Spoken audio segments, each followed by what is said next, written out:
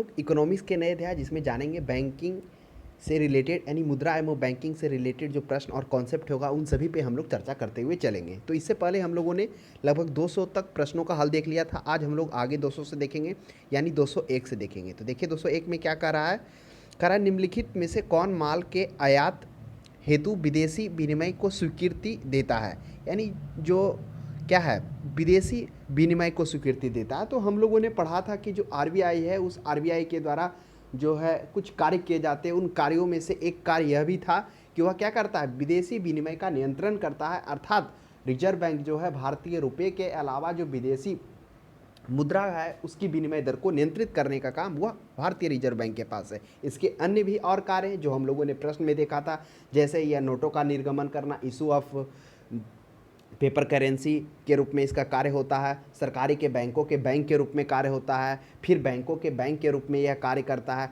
उसके बाद साख नियंत्रण, क्रेडिट कंट्रोल, ये सभी इसके अन्य कार्य हैं जो हम लोगों ने देखा था। तो इसमें से है कि विदेशी विनिमय को स्वीकृति देता है तो वह हो जाएगा भारतीय रिजर्व बैंक हो जाएगा।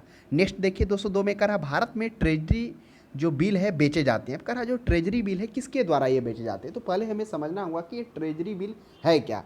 तो देखिए ट्रेजरी बिल जो है यह एक प्रकार का कूपन समझिए आप, एक शून्य कूपन प्रतिभूतियां होता है जो सरकार के द्वारा जारी किया जाता है। ये जो प्रतिभूतियां होता है ये आपको डिस्काउंट पे दिया जाता है और जैसे ही परिपक्व हो जाएगा यानी समय पूरा हो जाएगा तो आपको जो उस पर अंकित मूल्य है वो दे दिया जाएगा। जो सरकारी प्रतिभूतियां जो आरबीआई के द्वारा जो इस निकाली जाती है, जो कभी कभी बेची जाती है, वो सुरक्षित, काफ़ी सुरक्षित मानी जाती है कि जो उसमें पैसा रहेगा वो आपको उस अंकित मूल्य पर दे दिया जाएगा। हालांकि इसमें इंटरेस्ट नहीं मिलता है। तो ट्रेजरी बिल वही होता है जो इसका जो अवधि होता है वह 91 दिन का, 181 दिन का, 181 या 182 दिन का, 364, यानी ये 3-4 अवधियां में ट्रेजरी बिल को जारी किया जाता है। तो हम लोगों ने समझ लिया कि एक प्रकार से सरकारी प्रतिभूतियां यानी कि शून्य कूपन प्रतिभूतियां होता है जिस पर ब्याज नहीं दिया जाता है, वो डिस्काउंट पर जारी किया जाता है। मान लेते अंकित है 31 रुपया तो आपको 28 रुपया में जारी किया, अगर समय सीमा रहा कि 5 दिन में आपको मिलेगा तो ये सुरक्षित होता है, आपको 31 रुपया रिटर्न कर दिया जाएगा।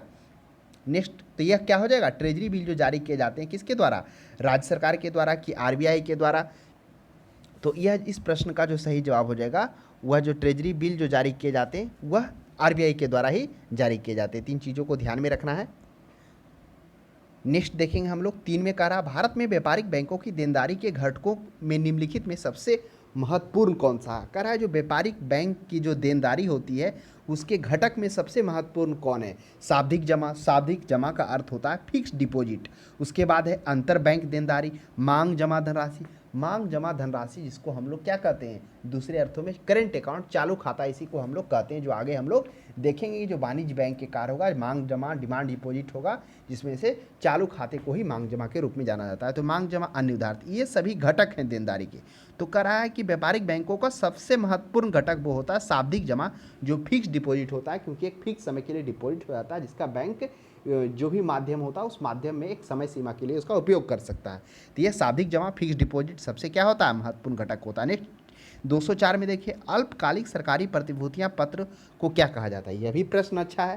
कह रहा है जो अल्पकालिक यानी कम समय के लिए जो सरकारी प्रतिभूतियां यानी कि सरकार की तरफ से प्रतिभूतियां का इंग्लिश सिक्योरिटी होता है जो जारी किया जाता है, सरकारी प्रतिभूतियां पत्र होता है जिसमें से हम लोगों ने एक देखा ट्रेजरी बिल। तो वही सरकारी प्रतिभूतियां को क्या कहा जाता है, शेयर कहा जाता है, डिवेंचर कहा जाता है ट्रेजरी बिल में। तो अभी हम लोगों ने देखा उसे ट्रेजरी बिल कहा जाता है जो सरकार प्रतिभूतियां पत्र जारी करती है। यह क्या होता है, समय पूरा होने पे, सैनिक परिपक्वता पूरा होने पे आपको जो अंकित राशि है वो दे दिया जाता है और ये छूट पर जारी किया जाता है। जैसे एग्जाम्पल में हम लोगों ने देखा कि 31 रुपया इसका अंकित है तो आपको छूट पर जारी किया गया, चाहे वो 28 हो चाहे वो 25 हो, समय सीमा पूरा होगा तो आपको दे दिया जाएगा। इसमें इंटरेस्ट नहीं दिया जाता और यह सबसे सुरक्षित माना जाता है क्योंकि सरकार द्वारा जारी किया जाता है, इसलिए लोग इसकी ओर आकर्षित होते हैं। हम लोग देखेंगे और देख भी चुके हैं पहले कि किस तरह से जब मॉनेटरी पॉलिसी, मौद्रिक नीति को जब अपनाया जाता है इस तरह से, उसके बाद जो मुद्रास्फीति को नियंत्रण किया जाता है, तो उस मुद्रास्फीति के नियंत्रण में एक यह भी कार्य था, इस तरह के सरकारी प्रतिभूतियां डायरेक्ट आरबीआई बैंकों पर निर्भर ना रखे, वह डायरेक्ट जारी कर रहा था ताकि क्या हो सके, उससे बैंकों पर निर्भरता ना रहना पड़ते और डायरेक्ट वो क्या कर सके, जो तरलता है उस तरलता को बैलेंस कर सके। क्योंकि जैसे ही लोगों के पास पैसा होगा, पैसा सब ट्रेजरी बिल करने के लिए लगाएंगे, तो क्या हो जाएगा, इस तरह से मार्केट में जो बैलेंस होगा। तो वो हम लोगों ने पहले भी अध्ययन किया और आगे चर्चा आएगी तो उसको हमें देखते हुए चलेंगे। तो क्या हो जाएगा, 204 का हो जाएगा ट्रेजरी बिल हो जाएगा। नेक्स्ट 205 में देखिए, 1969 में निम्नलिखित में से किस बैंक का राष्ट्रीयकरण नहीं हुआ था। काफ़ी अच्छा प्रश्न है। अब हम लोग जानेंगे कि राष्ट्रीयकरण, अब प्रश्न उठता है कि बैंकों का राष्ट्रीयकरण क्यों हुआ। अब 1969 से पहले जो बैंक थी वो निजी बैंक थी, यानी कि क्या था, जो पूंजीपति थे उनके अधीन में था, निजी था, जो निजी व्यक्तियों के लिए यानी पूंजीपति व्यक्तियों के लिए ऋण सुविधा और बैंकिंग सुविधा उपलब्ध करा रही थी। लेकिन जैसे ही बैंकों का राष्ट्रीयकरण हुआ 1969 ईस्वी में 14 बैंकों के लिए, वो आम नागरिक के लिए, जो कृषि प्रधान देश हमारा है, जो कृषकों के लिए, किसानों के लिए भी हुआ ऋण सुविधा और बैंकिंग सुविधा क्या होने लगा, वह मिलना स्टार्ट हो गया, जिससे क्या हो गया, लोगों का जीवन आसान हो गया। तो इस तरह से बैंकों का राष्ट्रीयकरण किया गया। राष्ट्रीयकरण करने पर आम लोगों को इस तरह से बेनिफिट मिलना स्टार्ट हुआ। उस समय 14 बैंकों का राष्ट्रीयकरण किया गया था। तो समझिए कि कौन सा बैंक राष्ट्रीयकरण, बैंक ऑफ इंडिया का बिल्कुल हुआ था। बैंक ऑफ इंडिया मतलब उस समय 1969 में नहीं हुआ था। देखिए पंजाब नेशनल बैंक का भी 1969 में हुआ, बैंक ऑफ बड़ौदा, भारतीय स्टेट बैंक, तो भारतीय स्टेट बैंक का 1969 में ना हुआ था। तो अब प्रश्न उठता है कि क्या भारतीय रिजर्व बैंक राष्ट्रीयकरण नहीं हुआ, हुआ इससे पहले ही हो गया। 1955 ईस्वी में हम लोगों ने देखा था किस तरह से इसका 8 बैंकों का मर्ज से जो बैंक ऑफ बंगाल था, यानी विभिन्न तरह के 8 बैंकों के मर्ज होने से क्या बना था, एसबीआई, भारतीय स्टेट बैंक ऑफ इंडिया का निर्माण हुआ था। तो वो हम लोगों ने पहले ही देख चुका था इस प्रश्न को। तो यहाँ पे हो जाएगा भारतीय स्टेट बैंक, जो 1955 में ही इसका क्या हो चुका होता है, यानी कि इसको मिल चुका होता है राष्ट्रीयकरण। एक 206 में देखिए, निम्नलिखित में से कौन सा बैंक या वित्तीय कंपनी नहीं है। अब करा कि कौन सा है जो बैंक या वित्तीय कंपनी नहीं। अब देखिए एबीएन एमरो, अब याद करिए एबीएन एमरो चर्चा पहले भी हो चुकी है।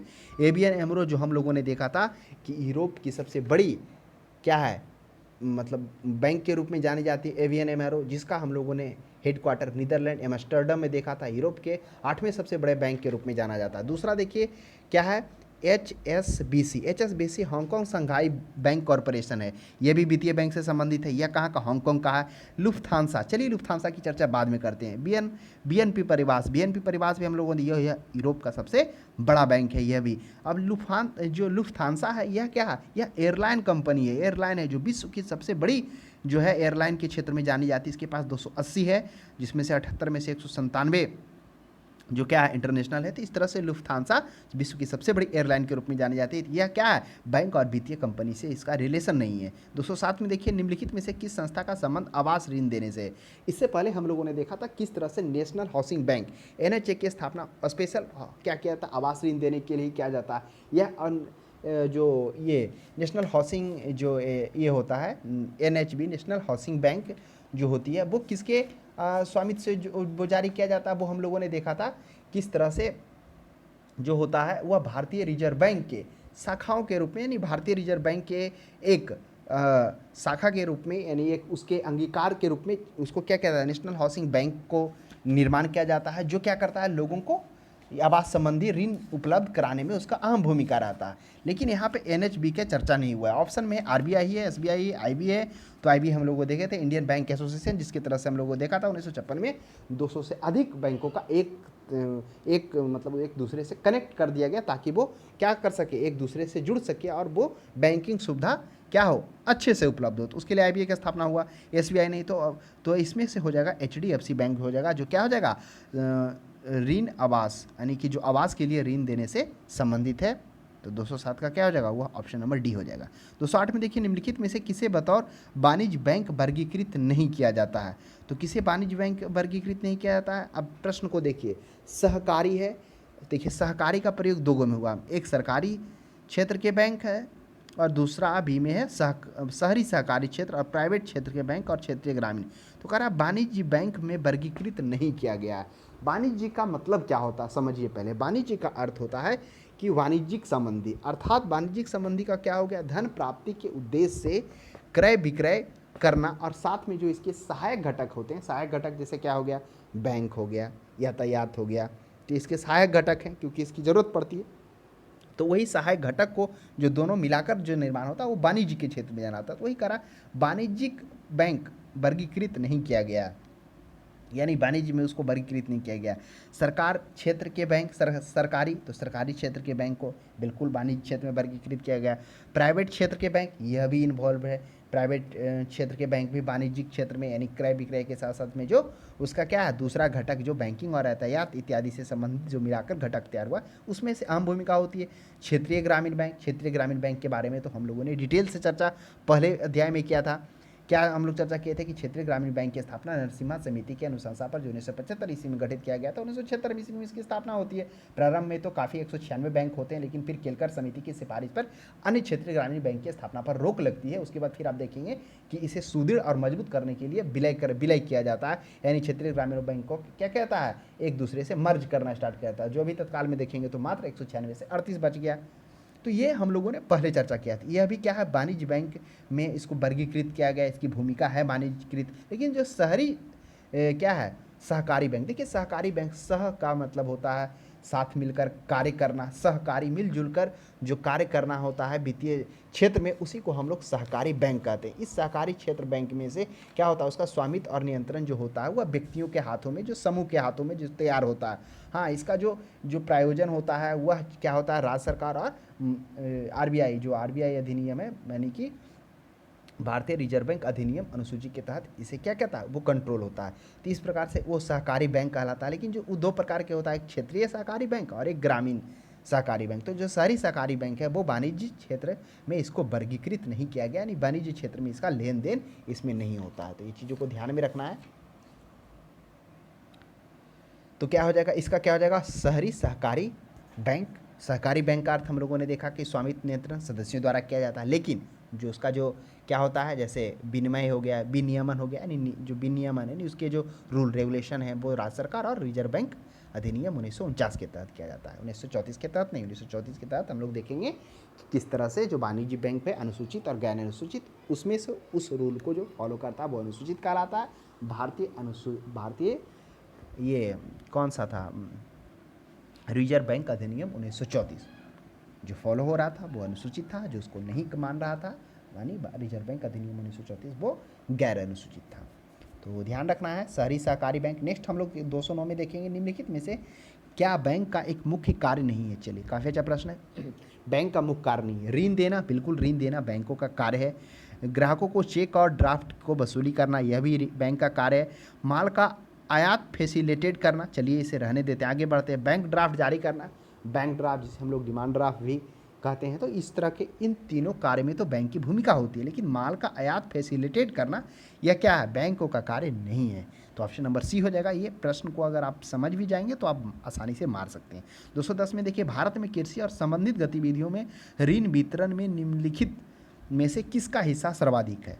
कह रहा है जो कृषि एवं संबंधित गतिविधि में जो ऋण का वितरण है उसमें से किसका हिस्सा सर्वाधिक है। कौन क्षेत्र है जो ऑप्शन में दिया हुआ है वो कौन क्षेत्र अपना जो ऋण संबंधी में सर्वाधिक विस्तृत किया हुआ है।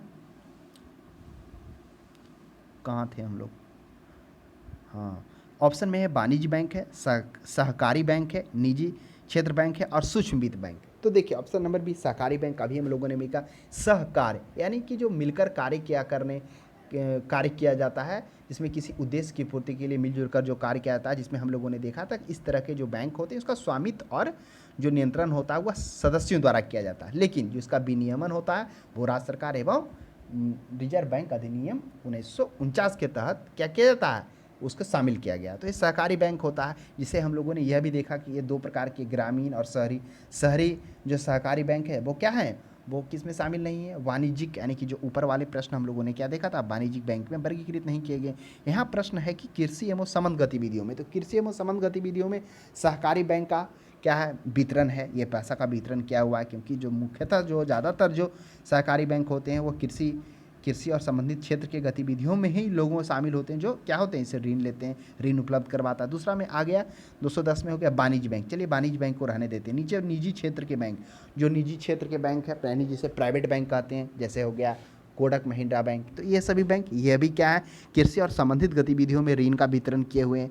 फिर सूक्ष्म वित्त बैंक जो सूक्ष्म वित्त संस्था है यानी कि अन्य संस्थाएं, बहुत सारे ऐसे संस्थाएं हैं जो क्या करती है, कृषि के या अन्य कृषि कार्यों के लिए संबंधित गतिविधियों के लिए ऋण उपलब्ध करवाती है, तो ऐसे संस्था भी शामिल है।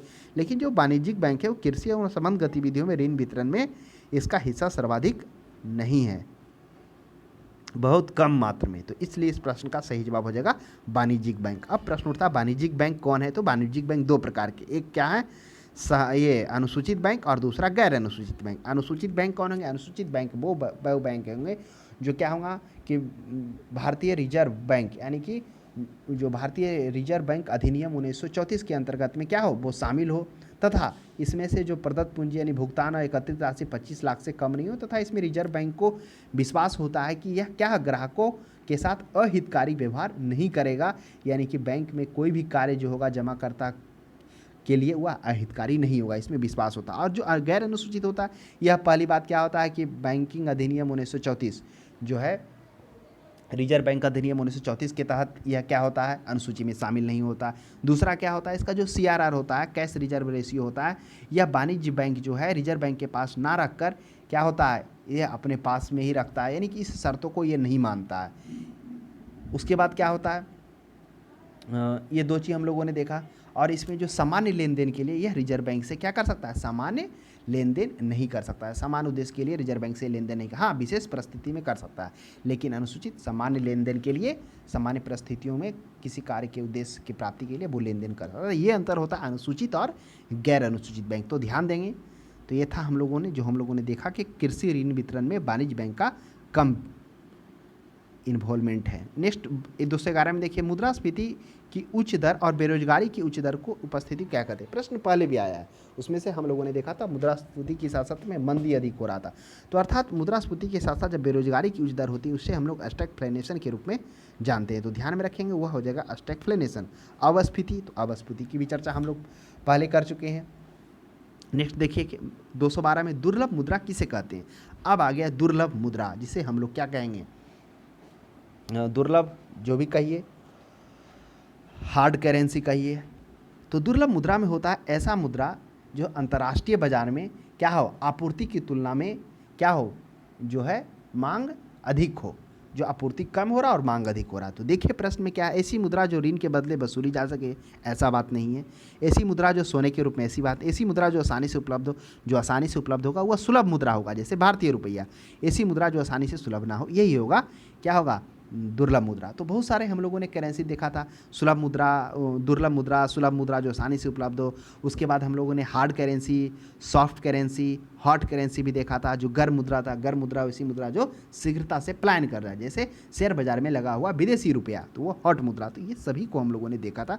नेक्स्ट 213 में देखिए, वाणिज्य बैंक द्वारा भारतीय रिजर्व बैंक के पास रखे हुए सांविधिक न्यूनतम से अधिक रिजर्व, यानी सांविधिक न्यूनतम वही हो गया CRR, कैश रिजर्व रेशियो, जिसे नगद आरक्षी अनुपात भी कहते हैं, या सांविधिक न्यूनतम से अधिक रिजर्व क्या कहलाते, यानी उससे जो अधिक रिजर्व कहलाएगा वो क्या कहलाएगा, जो रिजर्व बैंक के पास रखा जाएगा। तो रिजर्व बैंक के पास तो CRR रखा जाता ही जाता है, कैश रिजर्व रेशियो, और इस कैश रिजर्व रेशियो का जो निर्धारण RBI करता है, और इस पैसा का उपयोग ना तो RBI कर सकता है और ना ही वाणिज्य बैंक कर सकता है, और इसके बदले में RBI ना तो उसे ऋण प्रदान कर सकता है। यह पैसा CRR कब उपयोग किया जाता है, विशेष परिस्थिति में जब बैंक दिवालिया होने वाला हो, तो विपरीत परिस्थितियों के लिए संभाल कर रखा जाता है, ये सांविधिक हो गया। और उससे जो अधिक पैसा बैंकों के पास होता है, वो जो जमा होता है वो क्या कहलाता है, जमा रिजर्व बिल्कुल नहीं, क्षणिक रिजर्व यह भी नहीं, बेसिक तो नकदी रिजर्व कहलाता है जो बैंकों के पास होता है। देखेंगे बहुत सारे बैंक ऐसे होगा जिसमें कैश उसके पास अधिक होगा, तो वह क्या करेगा, RBI के पास जमा करेगा, जिससे उसके क्या होगा, रिवर्स रेपो रेट उस पर मिलेगा, है ना। फिर वो जैसे ही RBI वो पैसा उसके पास आएगा, फिर यानी किसी बैंक को रेपो रेट पर दे देगा। तो ये प्रक्रिया इस तरह से चलता हुआ रहता है, जो समझते हुए हम लोग चलेंगे। 214 में देखिए, भारत में मुद्रास्फीति दर की माप किस आधार पर होती है। तो भारत में जो मुद्रास्फीति दर की माप है वह किस आधार पर होती है। तो देखिए हम लोगों ने देखा था कि जो मुद्रास्फीति है, उस मुद्रास्फीति का जो माप होता है वह हम लोगों ने देखा था दो स्तर पर। एक होता है थोक मूल्य सूचकांक WPI, होलसेल प्राइस इंडेक्स, और दूसरा हम लोगों ने देखा था consumer price index CPI। Wholesale price index में जो मुद्रा, देखिए मुद्रास्फीति का प्रश्न उठता है कि आखिर में माप क्यों किया जाता है। तो सामान्य मूल्य सूचकांक वस्तुओं और सेवाओं के औसत मूल्य में क्या होता है, जो बदलाव आता है, जो परिवर्तन होता है, तो बदलाव का माप किया जाता है। इसके अंतर्गत एक आधार वर्ष का चयन किया जाता है और फिर उसका एक सूचांक मान रखा जाता है। जैसे 100 रख दिया जाता है और मान के आधार पर वर्तमान या चालू वर्ष का सूचकांक की गणना की जाती है। 100 से कम हुआ तो मुद्रा अवस्फीति यानी कि डिफ्लेशन आ जाता है ना, जिसमें मुद्रा का क्या हो जाता है, इसमें महंगाई जो होती है वो कम जाती है, मुद्रा का मूल्य फैलाव हो जाता है। उसके बाद 100 से अधिक आया तो मुद्रास्फीति में इसमें मुद्रा का फैलाव, मुद्रा की क्या हो जाती है, इस मुद्रा का फैलाव हो जाता है, यानी मुद्रा का मूल्य में कमी आ जाता है और उसमें मुद्रा का मूल्य में तेजी आ जाता है अवस्फीति में। तो हम लोग चलती ये होता है, परिस्थिति ये होता है।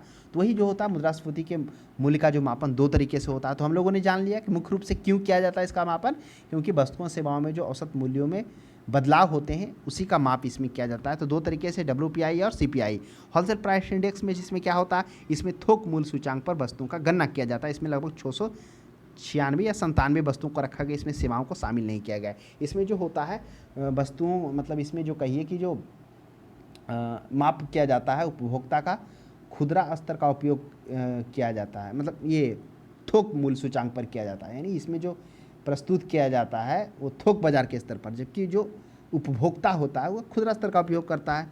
तो ये थोड़ा सा आपको कंट्राडिक्ट देखने को मिल जाता है। खुदरा स्तर पर इसलिए करना मुश्किल हो जाता है क्योंकि जो खुदरा स्तर होता है ना, उस पर जो ये होते हैं जानकारियाँ होते हैं वो एकत्रित करना वो काफ़ी कठिन हो जाता है, और जो इस मतलब खुदरा स्तर पर प्राप्त मूल्यों में अत्यधिक विविधता के कारण जो आंकड़े को एकत्र करना कठिन होता है। तो इसलिए WPI है, CPI नहीं। जबकि CPI आप देखेंगे तो इसमें सेवाओं को शामिल किया गया, वस्तु एवं सेवाओं दोनों है, और CPI में थोक मूल्य सूचांक है। इस पर गणना इसलिए नहीं की जाती है क्योंकि क्या होता है, इसमें जो खुदरा मतलब जो खुदरा स्तर पर प्राप्त किए जाते हैं जो आंकड़े होते हैं, जो उसमें अत्यधिक विभिन्नता देखने को मिलता है, और इस अत्यधिक विभिन्नता के कारण वो आंकड़े एकत्रित नहीं हो पाते हैं। तो क्या किया जाता है, जो थोक मूल्य सूचांक उपभोक्ता मूल्य सूचांक पर ही किया जाता है। थोक मूल्य सूचांक, सॉरी बी मारिएगा, थोक है ना, WPI वर्ल्ड ये होलसेल प्राइस इंडेक्स, तो 114 का बी हो जाएगा। चर्चा पहले भी बहुत बार हम लोगों ने की है। नेक्स्ट देखिए,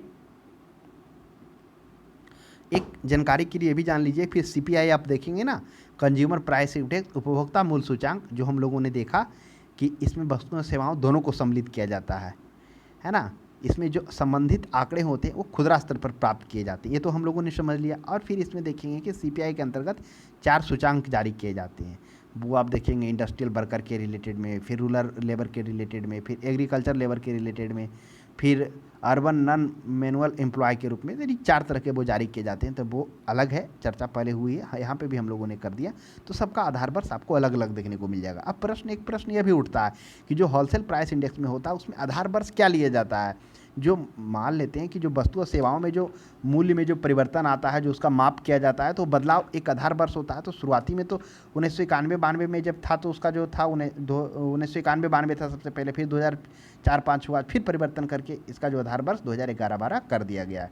तो आप ध्यान रखेंगे आधार वर्ष अभी क्या है इसका, होलसेल प्राइस का 2011 और 12 है। प्रश्न ये भी पूछ दिया जाता है कभी कभी। 2015 में देखिएगा, 215 में, किस अर्थव्यवस्था में निम्न में से कौन ऐसा कार्य है जो केंद्रीय बैंक के कार्यों में शामिल नहीं है। अब कह रहा केंद्रीय बैंक यानी सेंट्रल बैंक के कार्यों में शामिल नहीं है। अब विदेशी मुद्रा का विनिमय का कार्य, मौद्रिक नीति का नियंत्रण, सरकारी खर्च पर नियंत्रण, बैंकों का बैंक के रूप में कार्य करना। अब बताइए कि जो केंद्रीय बैंक के रूप में कार्य कौन नहीं है। केंद्रीय बैंक कौन हो गया, RBI हो गया। विदेशी मुद्रा का विनिमय यह होता है। फिर नोटों का निर्गमन करना, इशू ऑफ नोट करेंसी, वो कार्य था केंद्रीय बैंक का। फिर मौद्रिक नीति का नियंत्रण यानी मॉनेटरी पॉलिसी। मॉनेटरी पॉलिसी क्या था, यह भी हम लोगों ने जाना था। मॉनेटरी पॉलिसी क्या था कि विशेष आर्थिक उद्देश्य की प्राप्ति के लिए क्या करना, जो मुद्रा का प्रबंधन है और संकुचन यानी कि फैलाव और संकुचन करने के जो प्रबंधन होता है उसी को हम लोग मॉनेटरी पॉलिसी कर रहे थे। वह विशेष आर्थिक उद्देश्य क्या होता था, जैसे मार्केट में स्थिरता प्राप्त करने के लिए, बेरोजगारी माने विकास दर को बनाए रखने के लिए, फिर विनिमय जो विनिमय दर में उसमें स्थिरता ना हो उसे बनाए रखने के लिए वह क्या कहता था, मॉनेटरी पॉलिसी यानी कि मुद्रा का प्रसार और संकुचन करने के प्रबंधन को ही मॉनेटरी पॉलिसी कहा जाता था। ये था बैंकर का बैंक के रूप में यह सभी कार्य किसका था, केंद्रीय बैंक RBI का। और अन्य कार्य कौन था, जो हम लोगों ने देखा था कि नोटों का निर्गमन यानी इशू ऑफ नोट करेंसी के रूप में भी था। फिर क्रेडिट कंट्रोल के रूप में भी था। सरकारी खर्च का नियंत्रण यह केंद्रीय बैंक में नहीं था। ये सरकारी खर्च पर नियंत्रण किस में आता था? देखिएगा, हम लोगों ने एक क्या किए थे, जब प्रश्न का हल किया था तो उसमें हम लोगों ने देखा था कि जो मुद्रास्फीति का जो नियंत्रण होता है उसमें परिणात्मक और रचनात्मक दो तरह से हो रहा था। तो उसमें हम लोगों ने देखा कि सरकारी खर्च पर उस कंडीशन में क्या कह सकता, कम किया जा सकता, वो था एक मुद्रास्फीति के कम करने में उस सहायक में से एक था। एक 216 में देखिए, निम्नलिखित में से कौन सी मुद्राएं कृत्रिम मुद्रा समझी जाती है? ADR, SDR, GDR. देखिए समझिए, ये एसडीआर है। एसडीआर है क्या? स्पेशल ड्राइंग राइट्स है। ये क्या है? एक ऐसी मुद्रा है जो चलन में नहीं होती, इसका सिर्फ लेखांकन के उद्देश्यों के लिए प्रयोग किया जाता है। यह जो मुद्रा होती है इसी को कृत्रिम मुद्रा कहते हैं। यह जो होता है अंतर्राष्ट्रीय मुद्रा कोष IMF, जिसके 183 सदस्य देश हैं, वो लेन देन के लिए लेखांकन में इस एसडीआर का इस्तेमाल करते हैं। पहले क्या था, एसडीआर को लाने से पहले क्या था कि सोना और ये डॉलर को क्या आता था, लेकिन क्या हो रहा था, इसमें काफ़ी उतार चढ़ाव देखने को मिलता था। इस चीज़ को देखते हुए स्थिरता को लाने के लिए इस ऐसी मुद्रा की ज़रूरत पड़ी जो क्या हो सके, जो इस तरह की स्थितियां उसमें ना महसूस की जा सके। तो IMF ने इस मुद्रा का निर्माण किया जो एसडीआर के इस्तेमाल अंतर्राष्ट्रीय स्तर पर तरलता को बढ़ाने के लिए किया जाता, ताकि इस आरक्षित मुद्रा का इस्तेमाल पूरक मुद्रा के तौर पर किया जा सके। तो ये एसडीआर होता है। और एडीआर क्या होता है? एडीआर होता है अमेरिकन डिपॉजिटरी रिसिप्ट होता है। जीडीआर होता है ग्लोबल डिपॉजिटरी रिसिप्ट। तो ये हो जाएगा कृत्रिम मुद्रा समझी आती एसडीआर। आप देखेंगे जो इसके सदस्य देश हैं, जो लेन देन होगा ना, उसमें एसडीआर के तहत ही किया जाएगा। उसको एसडीआर में जो भी 5 तरह के मुद्राएं इसमें शामिल किया गया वो उसे दिया जाएगा। उसी के आधार पर वो अपना ले भी सकते हैं पैसा, फिर ऋण चुका भी सकते हैं। वो उसी के थ्रू उसको कन्वर्ट होता है, वो एसडीआर में जो शामिल होते हैं करेंसी। 217 में देखिए, भारत में सभी राष्ट्रीयकृत वाणिज्य बैंकों में बचत खातों पर दी जाने वाली ब्याज दर किसके द्वारा निर्धारित की जाती है? यह भी प्रश्न काफ़ी अच्छा है कि जो राष्ट्रीयकृत वाणिज्य बैंकों में बचत खातों पर जो सेविंग अकाउंट होता है, आशा करते हैं आपके पास भी सेविंग अकाउंट होगा, जो हम लोग के पास होता है, उस पर जो बचत जो दर दिया जाता है, ब्याज दर दिया जाता है, वो किस कौन निर्धारित करता है? क्या केंद्रीय वित्त आयोग करता है? क्या केंद्रीय वित्त मंत्रालय करता है? क्या भारतीय संघ IBA करता है? तो बिल्कुल नहीं, उसका निर्धारण RBI, भारतीय रिजर्व बैंक ऑफ इंडिया करता है। इनमें से कोई नहीं होगा, क्योंकि वो ऑप्शन है ही नहीं। 218 में देखिए, भारतीय रिजर्व बैंक नगद रिजर्व अनुपात CRR, कैश रिजर्व रेशियो में वृद्धि की घोषणा करता है। तो इसका तात्पर्य क्या है? काफ़ी अच्छा प्रश्न है। इसका तात्पर्य क्या है? वाणिज्य बैंक के पास उधार देने के लिए कम मुद्रा, स्वाभाविक सी बात है, जब क्या करेगा भारतीय रिजर्व बैंक CRR को वृद्धि करेगा। CRR क्या था? Cash reserve ratio. जो वाणिज्य बैंक होता था वो RBI के पास क्या करता था, एक निश्चित राशि को जमा करता था। वह निश्चित राशि को उपयोग ना तो RBI कर सकता है और ना वाणिज्य बैंक कर सकता है। वह सिर्फ विशेष परिस्थिति में उसका विपरीत परिस्थिति कहिए, उस विपरीत परिस्थिति में उसका प्रयोग किया जा सकता था, अर्थात बैंक दिवालिया हो जाए तो इसका निर्धारण RBI करता था। तो अगर उसको वृद्धि कर दिया गया तो वाणिज्य बैंक के पास उधार देने के लिए कम मुद्रा होगी, क्योंकि उसको अब मुद्रा कम क्यों होगी? अब बैंक को तो उतना रखना ही रखना है। 4% था, उसे करके कर दिया 6%। सोचिए, तो अब पैसा उसके पास तो कम गया, तो स्वाभाविक सी बात है उधार देने के लिए मुद्रा कम हो जाएगी पब्लिक में। तो ऑप्शन नंबर A पर्याप्त होगा। बाकी अन्य ऑप्शन पढ़ेंगे तो बिल्कुल रिमूव हो जाएगा। 219 में देखिए, भारत में वाणिज्य बैंकों के कार्यों में शामिल है। तो भारत के जो वाणिज्य बैंक है उसमें कार्यों में शामिल कौन है? ग्राहकों की ओर से शेयरों और प्रतिभूतियों की खरीद बिक्री करना। क्या वाणिज्य बैंक का काम है शेयर की खरीद बिक्री करना? बिल्कुल। शेयरों की खरीद बिक्री के लिए हमने देखा था जो प्लेटफॉर्म बना था वो स्टॉक एक्सचेंज था, वो था। अब शेयर क्या था? हम लोगों ने देखा था कोई भी संस्था हो गया, कोई भी कंपनी हो गया, वो क्या करने के लिए, ऋण को कम करने के लिए, बिजनेस को ब्रॉड करने के लिए, उन सभी परिस्थितियों में वो अपने संस्था का अंश का कुछ हिस्सा निवेशकों को दे देती थी, और उसे जो खरीदता था और उसे जो बेचता था उसके लिए एक प्लेटफॉर्म की आवश्यकता पड़ी, जो क्या कहलाया? स्टॉक एक्सचेंज कहलाया। यानी उस पर निवेशक खरीद सकते थे और अनिच्छुक निवेशक को बेच सकते थे। तो यह तो बिल्कुल नहीं होगा जी। फिर प्रतिभूतियों की खरीद बिक्री। अब प्रतिभूति की खरीद बिक्री हम लोगों ने देखा जिस तरह से सिक्योरिटी किया गया, RBI के द्वारा ट्रेजरी बिल लाया गया जो 91, 182, 364 दिन का था। तो क्या यह वाणिज्य बैंकों का कार्य है? चलिए, शेयर का तो नहीं है, प्रतिभूति कुछ हद के लिए जैसे ट्रेजरी बिल आप सोच सकते हैं, तो लेकिन इसके साथ में ही लगा दिया तो गलत हो जाएगा। बस यह तो कि निष्पादक का अर्थ ही होता है पालन करना, और न्यासी का अर्थ होता है ट्रस्टी, जो हम लोगों ने देखा था ना, एक ट्रस्टी के रूप में म्यूचुअल फंड काम कर रहा था। यानी कोई निवेशक अगर क्या कर रहा हो, निवेश करना चाह रहा हो कहीं, तो वो एक ट्रस्टी के रूप में यह उपलब्ध अवसरों में क्या कर रही थी, वहाँ निवेश कर ग्राहकों को बेनिफिट दिलाने का काम कौन, म्यूचुअल फंड कर रही थी। जो यूटीआई सबसे पहला म्यूचुअल फंड था, यूनिट ट्रस्ट ऑफ इंडिया हम लोगों ने देखा था, जो अमेरिका के ये कौन था, NS 64 के तहत 1964 में बनाया गया था, वो हम लोगों ने वहाँ देखा था।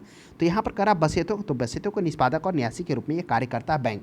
अगर बैंक में कोई भी व्यक्ति अपना वसीयत लिख दिया कि हम इसे देना चाहते हैं, तो वह एक क्या करता है, उसके ट्रस्टी के रूप में, यानी वो एक गवाह के रूप में वो उस तौर पर होता है, उसके रूप में वो काम करता है। तो केवल 2 पर्याप्त होगा। 220 में देखिए, भारत में बैंकिंग लोकपाल संस्थान के संदर्भ में निम्नलिखित में से कौन सा कथन सही है। देखिए, बैंकिंग लोकपाल क्या था, ये हम लोग को समझते हैं। बैंक में ग्राहकों में को होने वाली जो समस्याओं का समाधान हेतु बैंकों ने और अधिक ग्राहकोन्मुख बनाने के लिए क्या किया, 14 जून 1995 ईस्वी को बैंकिंग लोकपाल योजना प्रारंभ की गई। तो ये क्या था, बैंकिंग लोकपाल की नियुक्ति RBI करता है। अब देखिए सुनिए क्या, तो लोकपाल हम लोगों ने समझ लिया, यानी ग्राहकोन्मुख, यानी ग्राहकों को और भी सुविधा देने के लिए और भी आसान बनाने के लिए यह योजना बैंकिंग लोकपाल किया गया, जो 1495 ईस्वी में बैंकिंग लोकपाल योजना बनाई गई।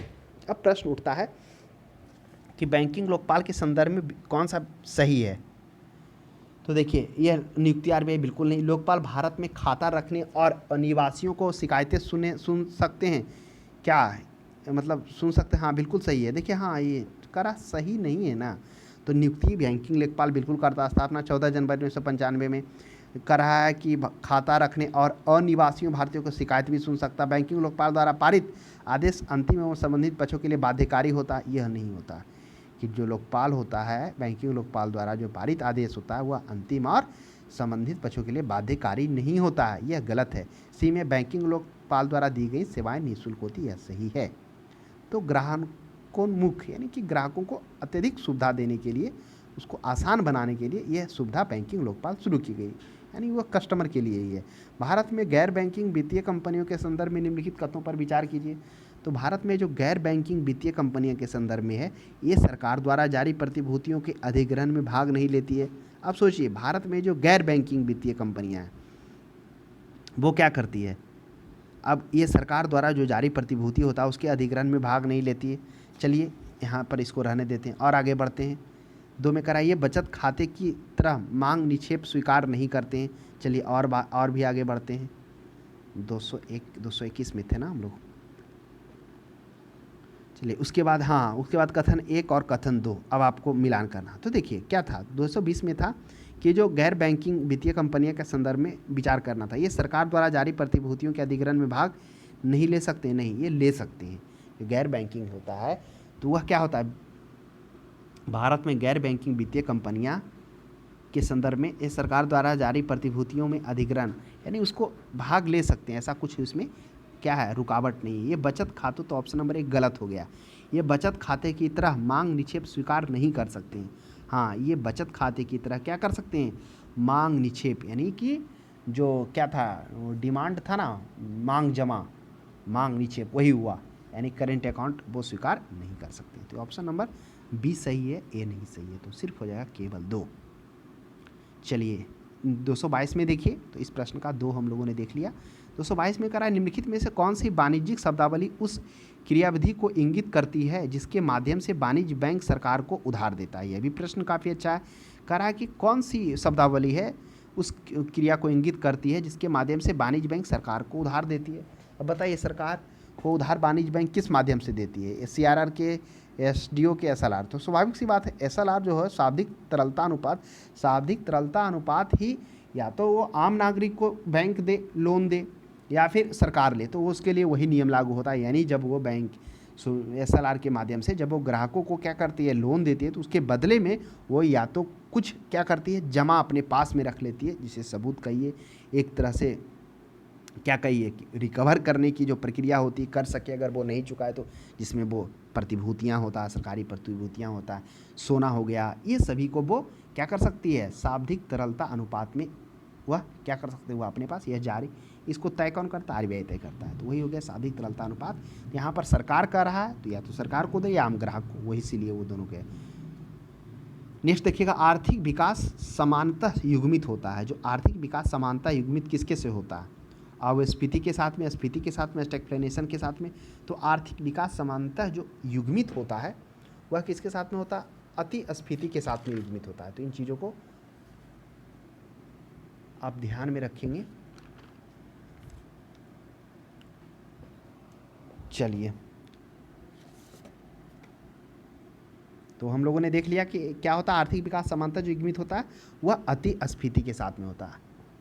अब देखिए अति स्फीति अवस्फीति तो हम लोग समझ ही चुके हैं कि ये क्या होता है, डिसइन्फ्लेशन होता है, यानी मुद्रास्फीति को रोकने के लिए अवस्फीति लाया जाता है। स्फीति हम लोग जानते ही हैं, मुद्रास्फीति होता है, इसमें मुद्रा का मूल्य का फैलाव हो जाता है, इसमें मुद्रा के मूल्य में गिरावट आ जाती है और वस्तुओं का दाम बढ़ने लगता है, वो मुद्रास्फीति था। और इस मुद्रास्फीति से रिलेटेड हम लोगों ने बहुत सारा प्रश्न देखा कि मुद्रास्फीति में लाभ किसको होता है, देनदार को कि कर्जदार को। तो जो कर्ज लेता है उसको होता है क्योंकि उसको कम इंटरेस्ट पर मिल जाता है, हानि लेनदार। तो वो सभी अलग अलग पहलुओं के बारे में भी हम लोगों ने इसे देखा था स्फीति से। स्टैग्फ्लेशन क्या था, स्टैग्फ्लेशन में हम लोगों ने देखा था कि जब मुद्रास्फीति के साथ साथ बेरोजगारी की दर उच्च रही तो स्टैग्फ्लेशन, तो आर्थिक विकास समानता जो युग्मित होता है वह अति स्फीति के साथ में होता है। नेक्स्ट हम लोग आगे बढ़ते हैं। भारतीय रिजर्व बैंक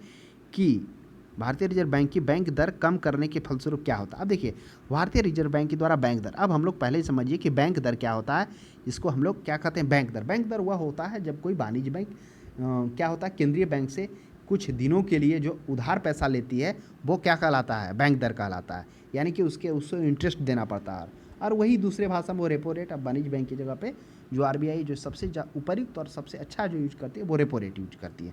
तो देखिए अब इसका कम यूज होता है बैंक दर का। बाजार की तरलता बढ़ जाती है, बाजार की तरलता घट जाती है। जैसे ही बैंक दर कम होगा, यानी कि जैसे ही दर कम होगा बैंक दर, तो क्या होगा, उसको कम में पैसा आरबीआई देगा, तो तरलता मार्केट में पैसा बढ़ जाएगी। जब बैंक उसे आरबीआई कम देगा तो लोगों को भी वो कम देगा।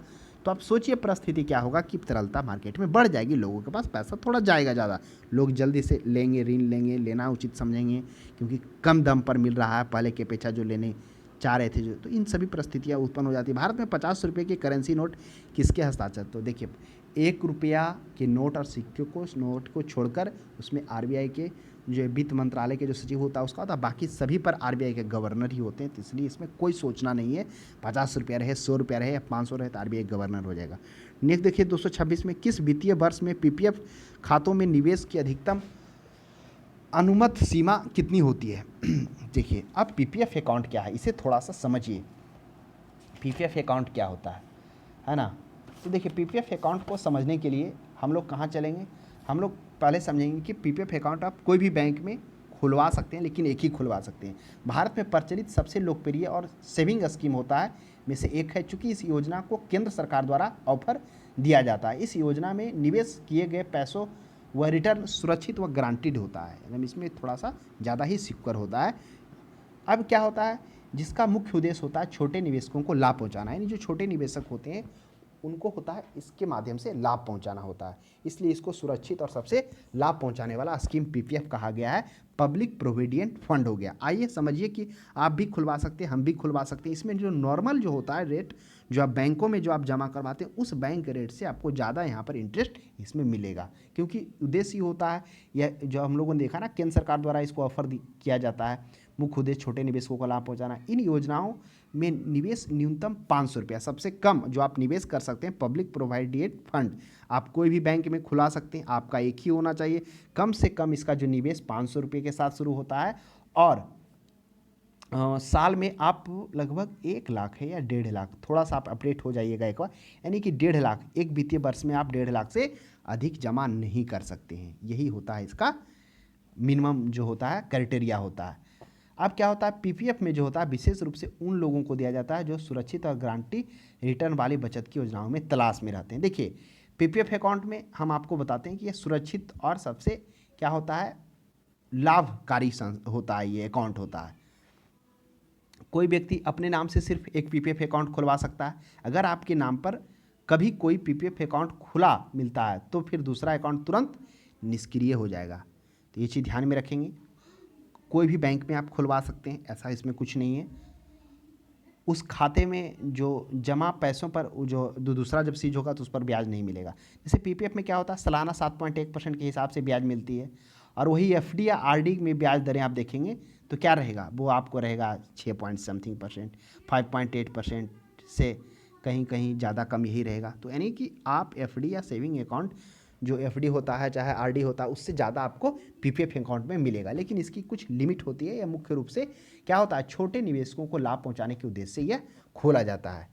तो हम लोगों ने समझ लिया। जैसे आप देखेंगे, अगर पिछले का रिकॉर्ड पीपीएफ का देखेंगे ना, तो 2020 में देखेंगे तो अप्रैल से रहा था 7.1%, जुलाई में हो गया था 7.9%, अक्टूबर में 2018 में 8%। तो इतने इतने परसेंट तक क्या हो गई है आपको देखने को मिला है ब्याज के रूप में। तो ये होता है पीपीएफ अकाउंटों में अधिकतम होती है 1.5 लाख और न्यूनतम आप 500 कर सकते हैं। तो एक वित्तीय वर्ष में आप 1.5 लाख से ज़्यादा इसमें जमा नहीं कर सकते हैं। तो पीपीएफ के बारे में हम लोगों ने जाना। नेक्स्ट 227 में देखिए, हमारे देश में भुगतान हेतु चेक उनके जारी करने का तारीख से वैध होता है। बिल्कुल सही बात है। अगर आप चेक जारी कर रहे हैं तो चेक जारी करने से कितने दिन तक वो वैलिड होता है? यह प्रश्न काफ़ी अच्छा है। ऑप्शन में है 3 महीने, 6 महीने। तो इस प्रश्न का सही जवाब हो जाएगा वो 3 महीने तक क्या होता है, उसका वैलिडेशन होता है। नेक्स्ट 228 में देखिए, भारत सरकार ने भारत में एक प्रमुख बैंक में आरबीआई हिस्सों को अर्जित किया है। बिल्कुल सही बात है, प्रमुख बैंक में आरबीआई के हिस्से को अर्जित किया है। यह बैंक निम्नलिखित में से कौन है? तो कौन सा बैंक है जो भारत सरकार ने भारत के एक प्रमुख बैंक में आरबीआई हिस्सों को अर्जित किया है, और यह बैंक कौन है? तो आपको तो प्रश्न से ही दिख रहा होगा कि वो होगा एसबीआई, क्योंकि एसबीआई सबसे बड़ा बैंक के रूप में हो चुका है। लगभग इसकी जो शाखा की बात की जाए तो 4200 कही इसकी शाखाएं हो चुकी है ना। तो ये चीज़ को ध्यान में रखना है आपको। नेक्स्ट हम लोग देखेंगे 229 में क्रेडिट कार्ड के नाम से जाना जाता है। अब देखिए क्रेडिट कार्ड क्या होता है? क्रेडिट कार्ड जिसको हम लोग एक तरह के प्लास्टिक मनी होता है, तो ये हो जाएगा, क्या हो जाएगा 229 में जो हो जाएगा वह हो जाएगा क्रेडिट कार्ड या प्लास्टिक मनी हो जाएगा। एक होता है डेबिट कार्ड और एक होता है क्रेडिट कार्ड। क्रेडिट कार्ड अंतर यही होता है कि आप क्या कर सकते हैं क्रेडिट कार्ड के तहत में, मतलब आगामी आप क्या कर सकते हैं, कोई भी चीज़ को परचेज कर सकते हैं। फिर परचेज करने के बाद उसका क्राइटेरिया होता है 30 दिन 60 दिन के अंदर में फिर आप उसे भुगतान कर सकते हैं, यानी अग्रिम ऋण या बैंकों के द्वारा जारी किया जाता है प्लास्टिक मनी के द्वारा। नेक्स्ट देखिएगा, काफ़ी प्रचलित है, आप आशा करते हैं परिचित ही होंगे। हमारे देश, जैसे आप कहीं गए, आपके पास पैसा नहीं है और मान लेते हैं आपके पास पैसा है ही नहीं, क्रेडिट कार्ड है, तो आप क्रेडिट कार्ड से उधार ले सकते हैं। और उस क्रेडिट कार्ड जो आप बैंक जारी करती है उसका क्राइटेरिया होता है उस समय सीमा के अंदर हमें आपको फिर आपको दे देना होता है। 230 में देखिए, हमारे देश के बैंक घरेलू सावधि जमाओं के लिए खाली स्थान से प्राप्त सावधि जमा पर ब्याज की अधिक दर देते हैं। अवयस्कों के लिए, अविवाहित महिलाओं के लिए, सरकारी कर्मचारियों के लिए, वरिष्ठ नागरिकों के लिए। तो इस प्रश्न का जो सही जवाब हो जाएगा वह वरिष्ठ नागरिकों के लिए।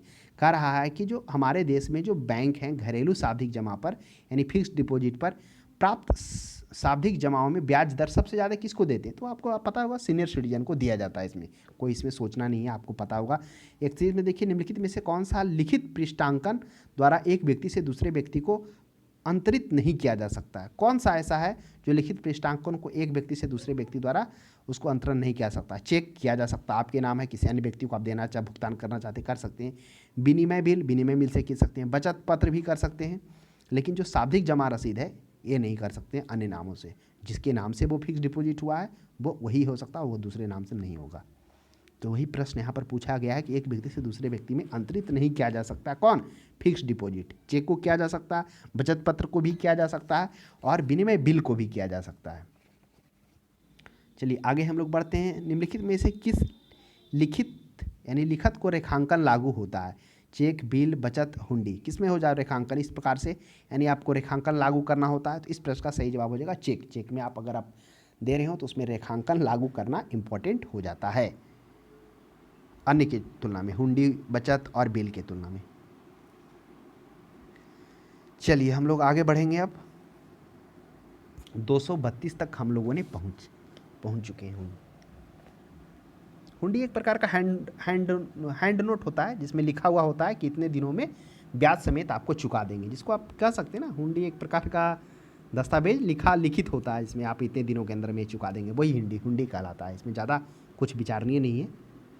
232 के बाद हम लोग चलेंगे 233 में।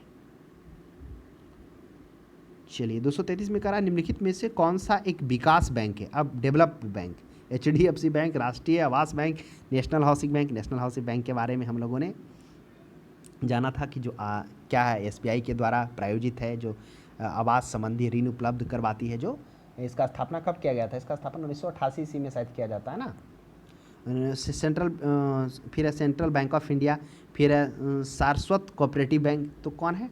विकास बैंक के रूप में कौन जाना जाता है? वह जाना जाता है राष्ट्रीय आवास बैंक। क्योंकि यह विकास बैंक के रूप में इसलिए जाना जाता है क्योंकि यह क्या आवास संबंधी ऋण उपलब्ध कराता है, इसलिए ये हो जाएगा नेशनल हाउसिंग बैंक। नेक्स्ट हम लोग देखते हैं 234 में, निम्नलिखित में से किस अस्थि का बंधक किया जा सकता है? यानी किस अस्थि का बंधक किया जा सकता है? ऑप्शन में है स्टॉक का, बही ऋण का, राष्ट्रीय बचत प्रमाण पत्र का, भूमि तथा भवन का।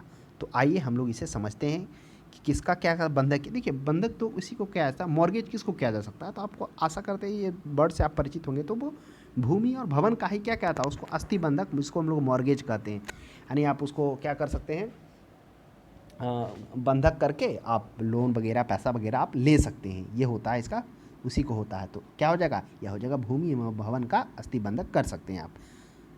बहुत सारे ऐसे होते हैं जो बैंकिंग क्या करता है, किसी को आवश्यकता है बिजनेस करने का या अन्य कार्यों के लिए, तो वो मॉर्गेज कर भूमि भवन का वो उसके बदले में पैसा ले सकते हैं बैंकों से। हाँ, उस बैंक वो रहने के लिए उसी घर में उसको रखा जाएगा, रहने दिया जाएगा, उसको निकाला नहीं जाएगा। हाँ, नहीं देने पर वो टर्म कंडीशन होता है, फिर वो एक्शन लेती है बैंकिंग। कौन सा एक बैंक विदेशी बैंक नहीं है? विदेशी बैंक कौन नहीं है? चलिए, बीएन परिवास, आशा करते हैं यूरोप का सबसे बड़ा बैंक, आईएनजी वैश्या बैंक, उसके बाद स्टैंडर्ड चार्टर। स्टैंडर्ड चार्टर तो हम लोगों ने जान ही लिया था कौन था सबसे बड़ा बैंक था जी। स्टैंडर्ड चार्टर के बारे में हम लोगों ने देखा था ना, ये यूके का क्या था, हेडक्वार्टर इसका लंदन था। 70 देशों में 1200 से अधिक शाखाएँ थी। स्टैंडर्ड चार्टर भारत में भी सब इसका शाखाएँ हैं, लगता है 42 शहर में। HSBC ये भी देखे थे, हांगकॉन्ग का है। तो अब जो INS वैश्या विजया बैंक है, यह क्या है? विदेशी बैंक नहीं है। HSBC भी तो हांगकॉन्ग का था ना। निम्नलिखित में से कौन सा विदेशी बैंक जिसके कार्यालय शाखाएं भारत में हैं? अब बताइए किसका है?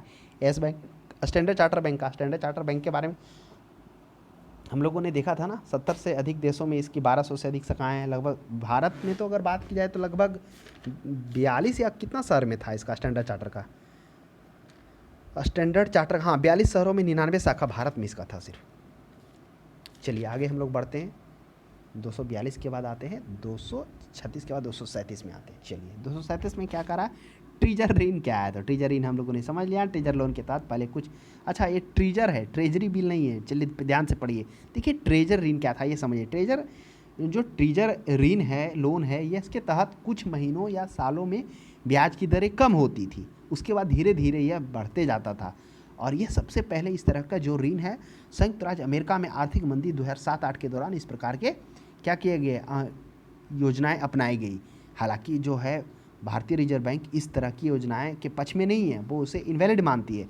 तो ट्रीजर ऋण क्या है? आरंभ में ब्याज दरें कम होती है और बाद में अत्यधिक बढ़ते जाती है। तो आरबीआई का क्या है, कई सालों से इस तरह के लोन के पक्ष में नहीं है और ना ही वो जारी करता है। नेक्स्ट देखिएगा 38 में, ये जारी हुआ था उसी आर्थिक मंदी के दौरान अमेरिका में, इस तरह के कि उसमें कुछ महीने कुछ साल तक कम रहेगा लेकिन धीरे धीरे बढ़ जाएगा। बैंकों की एक शाखा को एक ग्राहक से 100 रुपये का एक जाली नोट प्राप्त होता है। मान लेते हैं कोई व्यक्ति बैंक जाता है और उससे 100 रुपये का जाली नोट प्राप्त होता है, तो बैंक का क्या कार्य होगा कि ग्राहकों को नोट वापस देगा? बिल्कुल नहीं। नोट परिबद्ध, हाँ बिल्कुल, उसको परिबद्ध कर लेगा, उसके बाद वापस नहीं लौटाएगा, ये कार्य वो करेगा। नेक्स्ट 239 में देखिए, अशुद्ध ऋण का अर्थ निम्नलिखित में से क्या है? देखिए अशुद्ध, अगर आप इसे हिंदी में अर्थ निकालेंगे तो होता है जिसका क्या हो, जिसका शोधन ना हो सके, यानी जो साफ ना किया जा सके, इस तरह से शुद्ध ऋण। तो शुद्ध ऋण हो सकता है कि कंपनी की देय राशियाँ जिसका भुगतान 1 महीने में होने वाला नहीं, यानी शुद्ध हो गया, यानी जो साफ नहीं है, यानी कुछ गड़बड़ है। किसी कंपनी का देय राशियाँ जिसका भुगतान नहीं होने वाला हो, किसी कंपनी का देय राशियाँ जिसका, देखिए नहीं होने वाला वही होगा, ऑप्शन नंबर बी हो जाएगा, यानी जिसका भुगतान नहीं होने वाला हो वही अशुद्ध ऋण में आ जाता है। चलिए 240 में चलिए, हमारे देश में लगभग सभी बैंकों ने किसानों को फसल ऋण देने के लिए सुविधा शुरू की है। किसके द्वारा? किसान क्रेडिट कार्ड। आपको पता हुआ किसान क्रेडिट कार्ड के द्वारा किसान भाइयों को इसमें ऋण सबसे कम क्या कहता है ब्याज दर पर उपलब्ध कराया जाता है, जिससे इसमें 50,000 से 3 लाख तक ले सकते हैं। अगर 6 माह के लिए लेंगे तो बहुत कम होता है ऋण, शायद 4% के आसपास होता है। इसी में थोड़ा आपको आगे पीछे देखने को मिलेगा। 1 साल का लेंगे तो 60% इस तरह से ऋण उपलब्ध कराने का किसान क्रेडिट कार्ड के थ्रू होता है। देखिए 241 में कह रहा है, खुदरा बैंकिंग के अंतर्गत निम्नलिखित में से किसे एक ऋण नहीं माना जाता है? कह रहा खुदरा बैंकिंग के अंतर्गत में इसको ऋण नहीं माना जाता। कार ऋण को, आवास ऋण को, मूलभूत, देखिए जो मूलभूत ऋण है, रोटी कपड़ा मकान, जो मूलभूत हम एग्जाम्पल दे रहे हैं आपको, उस ऋण को, उसको मूलभूत को उसको ऋण नहीं माना जाता है खुदरा बैंकिंग के अंतर्गत में। तो ये हो जाएगा मूलभूत सुविधा ऋण।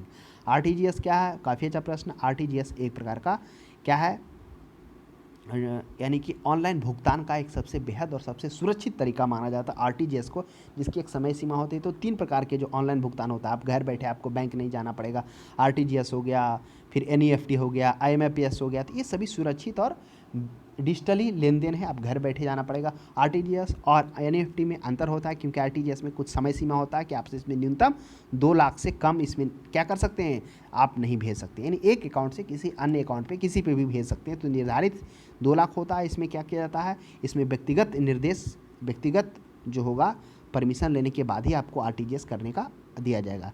तो आप इसमें ध्यान देखिएगा। आरटीजीएस में एक और बात क्या होता है कि इसके तहत क्या होता है, इसमें हमेशा निर्देश के तहत और निर्देश के आधार पर क्या किया जाता है, ट्रांसफ़र किया जाता है। लेकिन जो एनईएफटी होता है, जिसमें नेशनल इलेक्ट्रॉनिक फंड ट्रांसफ़र, उसमें आप देखेंगे कि एक बैचेज के रूप में पैसा का ट्रांसफ़र होता है, वह भी डिजिटली ही होता है, वह भी ऑनलाइन ही होता है, डिजिटली घर बैठे आपको। लेकिन उसमें ये जैसे इसमें था ना कि व्यक्तिगत रूप से आपको क्या करना पड़ेगा, ऑर्डर के आधार पर क्या आता है, इसमें व्यक्तिगत रूप से नहीं, मतलब आप कर सकते हैं, आपके पास है तो घर बैठे, एक मतलब बैचेज में होता है। तो ये बैचेज में होता है, ये आपका होता है किसके अनुसार होता है, निर्देश के तहत होता है। तो ये ध्यान रखेंगे 2 लाख से 1 लाख। फिर आगे देखिए रेपो रेट क्या होता है। तो रेपो रेट हम लोगों ने देख ही लिया था कि रेपो रेट वह रेट है जिसमें वाणिज्य बैंक केंद्रीय बैंक से क्या करती है, कुछ घंटों से लेकर कुछ समय के लिए जो पैसा लेती है, उसके बदले में उसको ऋण भी आरबीआई को देना पड़ता, तो वो रेपो रेट कहलाती है। देखिए क्या है, जिस दर पर आरबीआई बैंकों को सरकारी प्रतिभूतियां बेचती है, बिल्कुल नहीं। बैंकों द्वारा आरबीआई से रुपये उधार लेने, यही होता है, बैंकों द्वारा आरबीआई से उधार लेने आगे भी पढ़ते हैं। बैंकों द्वारा अपने महत्वपूर्ण ग्राहकों को ऑफर दी गई, बिल्कुल नहीं। प्रश्न तो ऑप्शन नंबर बी हो जाएगा। देखिए रेपो रेट और रिवर्स रेपो रेट। रिवर्स में क्या हो जाएगा, जब बैंकों के पास, वाणिज्य बैंक होगा उसके पास अधिक कैश आ जाएगा, तो उस कैश को आरबीआई के पास देगा। अब आरबीआई को उसके बदले में क्या करना पड़ेगा, उसे इंटरेस्ट देना पड़ेगा। संकट के समय के दौरान वाणिज्य बैंकों की जो आरक्षितियाँ बतौर बफर चल निधि का काम कर सकती है, वह क्या है। बिल्कुल अच्छा प्रश्न है। कह रहा है जो वाणिज्य बैंक होता है संकट के समय में जो आरक्षितियाँ बतौर बफर निधि का काम कर रही है, यानी कि उसको क्या कर सकता है, बफर यानी उसका कोई भी उपयोग नहीं कर सकता, वो रखा रहता है। तो संकट के समय जो काम आता है वो क्या कहलाता है, तो वाणिज्य बैंक का, तो वह एसएलआर कहलाएगा। क्योंकि एसएलआर हम लोगों ने देखा था कि शाब्दिक ये था ना, ये क्या था, एसएलआर सॉलिडेटरी लिक्विडिटी रेशियो, यानी वैधानिक तरलता अनुपात। तो ये था वैधानिक तरलता अनुपात में क्या था कि कोई भी वाणिज्य बैंक अगर सरकार हो या अन्य किसी ग्राहक को जब वो क्या कर रही थी, ऋण उपलब्ध करवा रही होती, तो उसके बदले में वो नगद हो गया या तो स्वर्ण हो गया या फिर कुछ सरकारी प्रतिभूतियों को अपने पास संरक्षित रखती है, इसलिए कि विपरीत परिस्थिति में वो उसे क्या कर सके, वह उसे वसूल सके। तो एसएलआर वही होता है, स्टैच्यूअरी लिक्विडिटी रेशियो, एसएलआर। अगर वो आ जाएगा बैंक, रिजर्व बैंक के लिए, तो सीआरआर हो जाएगा। देखिए 245 में, आरबीआई के मानदंडों के अनुसार ग्राहक की पहचान के लिए वैध दस्तावेज, तो चुनाव पहचान पत्र बिल्कुल वैध दस्तावेज है। हालांकि अभी तो आधार कार्ड भी चल रहा है, आधार कार्ड भी मान्य होगा, लेकिन सुप्रीम कोर्ट में अपने एक डिसीजन में यह भी कहा है कि चुनाव पहचान पत्र भी मान्य होगा। नेक्स्ट देखिए, वह इंपॉर्टेंट नहीं है कि आधार कार्ड ही आपको देने से खुलेगा। 246 में देखिए, चेक या मांग ड्राफ्ट जैसे बैंकिंग लिखित पर चुंबकीय सामग्री से बने विशेष प्रकार का स्याही से मुद्रित 9 अंक। देखिए जो चेक होता है, आप देखते होंगे चेक या डिमांड ड्राफ्ट पर 9 अंक का जो होता है वह इंक से बना हुआ एक अंकीय संख्या होता है, जिसको हम लोग MICR कोड कहते हैं। MICR कोड क्या है, जिसको हम लोग मैग्नेटिव इंक्ड कैरेक्टर रिकॉग्नाइजेशन कहते हैं। मैग्नेटिव इंक कैरेक्टर रिकॉग्निशन, ये क्या होता है, वही होता है 9 अंक के मुद्रित संख्याएं होती थी, MICR कराता है। देखिए ICDN एक प्रकार का ये टेलीकम्युनिकेशन का एक उसको सहज और सुविधाजनक बनाने के लिए आईडीएन क्या आता है, ताकि वो कम्युनिकेशन आसान हो जाता है। वही एक तरह का एंटीना रहता है जो अन्य को सही प्रोवाइड करता है। पिन तो जानते होंगे, IFCS कोड जानते ही होंगे। जैसे देखिए 247 में, बैंकिंग चैनल के माध्यम से सर्वाधिक तेज धन हस्तांतरण सिस्टम कर। आप देखिए बैंकिंग चैनल से, तो बैंकिंग चैनल से देखिए डाक अंतरण द्वारा, तार अंतरण द्वारा, इलेक्ट्रॉनिक निधि या राष्ट्रीय, तो राष्ट्रीय नेशनल इलेक्ट्रॉनिक फंड ट्रांसफ़र। तो यही हो गया NEFT, जो हम लोगों ने देखा था कि NEFT एक बैंक से दूसरे बैंक के अकाउंट में क्या कहता है, पैसा ट्रांसफ़र किया जा सकता है। अंतर यही होता है कि एनईएफटी और आरटीजीएस में अंतर क्या होता है कि एनईएफटी में बैचेज में पैसा को ट्रांसफ़र किया जाता है और एनईएफटी में होता है निर्देश के तहत और निर्देशन के आधार पर होता है, जो सबसे सुरक्षित माना जाता है। उसमें समय सीमा होता है, लिमिट होता है कि 2 लाख से कम आरटीजीएस नहीं कर सकते, लेकिन एनईएफटी 0 से लेकर आप नो लिमिट तक कर सकते हैं। नेक्स्ट देखिए, एक 248 में लिखित जो एक विशिष्ट अंतर्निहित अस्थि से अपना मूल्य प्राप्त करता है उसे कहते हैं। कह रहा है एक लिखित होता है जो विशिष्ट अंतर्निहित अस्थि से अपना मूल्य प्राप्त करता है उसे क्या कहते हैं, डिवेंचर कहते हैं, बॉन्ड कहते हैं, सिक्योरिटी रेसिप्ट कहते हैं, डेरिवेटिव कहते हैं।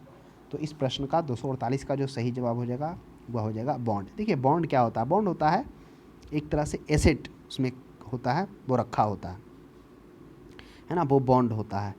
तो डिवेंचर क्या था, डिवेंचर में हम लोगों ने देखा था ना कि शेयर और डिवेंचर एक जगह आया था। तो शेयर और डिवेंचर में अंतर यही था कि शेयर जो होता था वह उसका जो भी कंपनी संस्था है उसका वो मालिक होता था, जो भी अंश होता उस अंश का। लेकिन डिवेंचर में क्या होता था, वो एक तरह से लेनदार होता था, उसके बदले में उसको ऋण दिया जाता था, वह मालिक स्वामी नहीं होता है। और जबकि जो होता है शेयर को होता है वो ऋण उसको इंटरेस्ट नहीं दिया जाता, बल्कि उसको लाभांश में लाभ का हिस्सा दिया जाता है, चाहे वो लाभ हो चाहे हानि, वही हिस्सा उसका बढ़ता है। इस तरह से ये डिवेंचर था जिसमें एसेट नहीं होता है।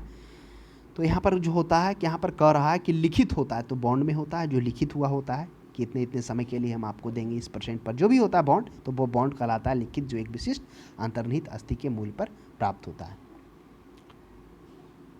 चलिए 148 के बाद आते हैं 250 में।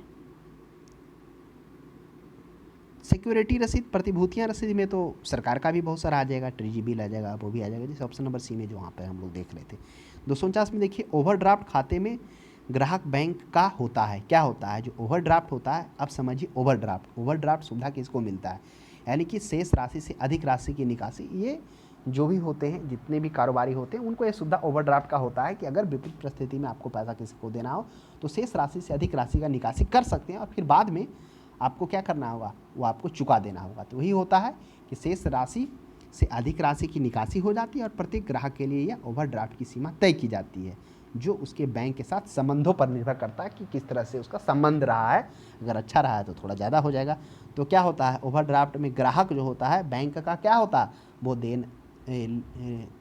मतलब ग्राहक बैंक का, तो जो बैंक का हो जाएगा वह क्या हो जाएगा, एक तरह से वो लेनदार ही होगा ना। आप थोड़ा सा इसे समझिए, बैंक के लिए वो क्या हो जाएगा, सॉरी लेनदार नहीं हो जाएगा, देनदार हो जाएगा ना, है ना, वो देनदार हो जाएगा, यानी उसको देना हो जाएगा। वो बैंक से तो उधार लिया है, तो एक तरह से वो क्या हो जाएगा, बैंकों के लिए देनदार होगा, लेनदार ना होकर। 250 में देखिए बैंक दर, तो बैंक दर क्या था, हम लोगों ने बैंक दर के बारे में जाना था कि बैंक दर वह दर था जिसमें क्या होता है कि वाणिज्य बैंक जो होता है वह कौन सा हो गया, केंद्रीय बैंक या भारतीय रिजर्व बैंक से कुछ समय से लेकर, कुछ घंटों से लेकर कुछ समय के लिए, कुछ दिनों के लिए जो उधार लेती है राशि, वो बैंक दर कहलाती है। तो देखिए क्या वैसा इसमें वर्णन है, बैंक अपने उधारकर्ताओं को ऋण देती है, चलिए ऐसा नहीं है।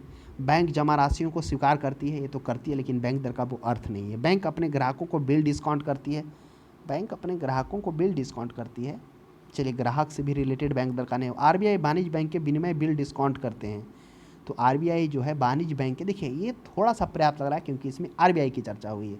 तो आरबीआई के द्वारा ही तो भारतीय रिजर्व बैंक ही तो वाणिज्य बैंकों को जो देती है ऋण, जो उसकी आवश्यकता पड़ती है, तो कुछ दिनों के लिए जो ऋण लिया जाता है वही तो बैंक दर कहलाता है, जो अभी रेपो रेट के रूप में भी जाना जाता है। तो सबसे उपयुक्त और सबसे पर्याप्त जो आरबीआई यूज करता है वो रेपो रेट करता है।